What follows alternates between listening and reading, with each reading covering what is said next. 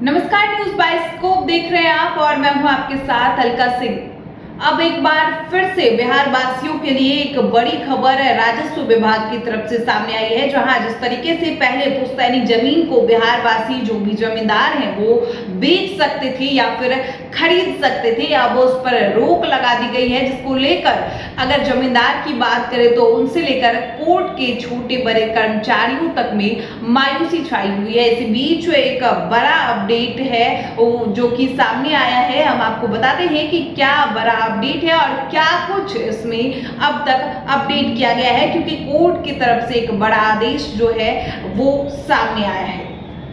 जमीन निबंधन के लिए लागू किए गए नए नियम से जहां अधिवक्ताओं और डीड राइटरों में मायूसी छाई हुई है, हालांकि सुप्रीम कोर्ट के आदेश पर अमल करने के लिए विभागीय पत्र की परीक्षा अधिकारी से लेकर कर्मी तक कर रहे हैं। विभागीय कर्मियों की माने तो प्रतिदिन 80 से 100 निबंधन यहाँ पूर्व से हुआ करता था, जबकि वर्तमान समय में महज 10 से 15 रजिस्ट्री ही हो रही है।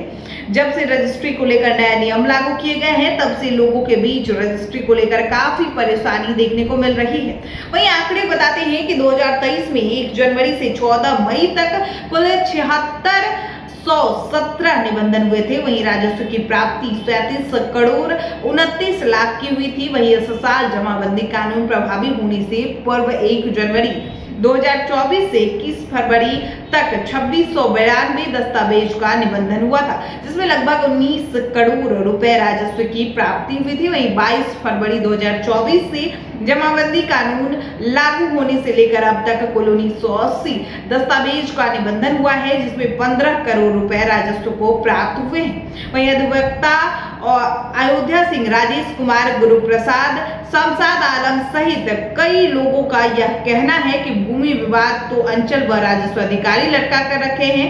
वास्तविक जमाबंदी के नाम पर चढ़वाना कितना कठिन काम है। जमीन रजिस्ट्री के बाद भी दाखिल खारिज बिना सीओ की मर्जी से नहीं होता है। कई पीढ़ियों का बंटवारा नहीं हुआ है। ऐसे में जमाबंदी कानून के आधार पर जमीन खरीद बिक्री से परेशानी बढ़ गई थी।